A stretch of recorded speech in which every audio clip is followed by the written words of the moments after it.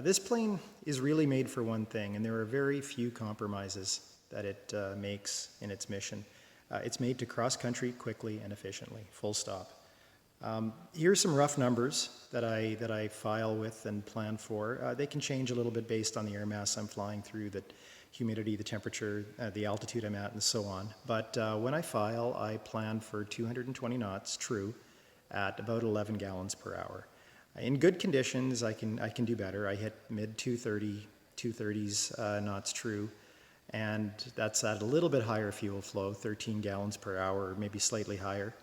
And on the other end of the spectrum, I'm actually really blown away by how lean and cool the Continentals run, especially with GAMI injectors on them. Notably in that I can do about 200 knots at less than 10 gallons per hour at altitude.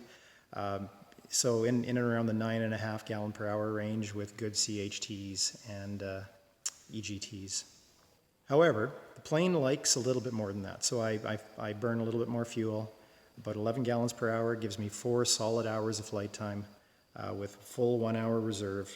That's at 220 knots. So comfortably 900 nautical miles in one leg with full reserves, which is more than I can typically sit still for.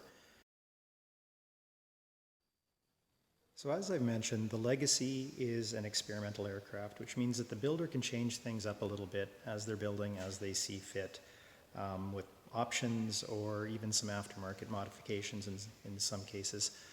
This plane has 2 mods that are noteworthy. They're both in the interests of speed, and they both change the shape of the fuselage to get a little bit more speed out.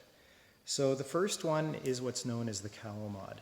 So if you look down underneath the aircraft where pipes normally stick out of the plane, the exhaust system, this is completely enclosed. So it's a piece of carbon fiber that smoothly takes the shape of the cowl back a little bit further, enclosing the pipes.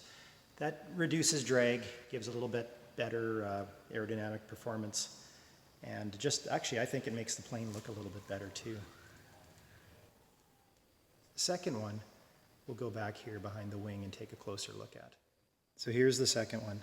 It's kind of tough to see, and unless you know what you're looking for, you'll never even know it's there. It's called the belly mod, and it fixes what's been, I guess, long known as an overly aggressive curve at the rear of the wing by the fuselage, where it joins to the fuselage, and this causes higher induced drag. It's hard to see, and you can tell that you have it or not if you're in the market shopping for a plane by just taking your knuckle and wrapping it along the side of the plane. You can hear it gets hollow and then goes solid. Solid, hollow, solid. So they've taken carbon fiber and built out that curve a little bit thicker. And what that does, so it removes the induced drag that's normally on this particular unmodified airframe.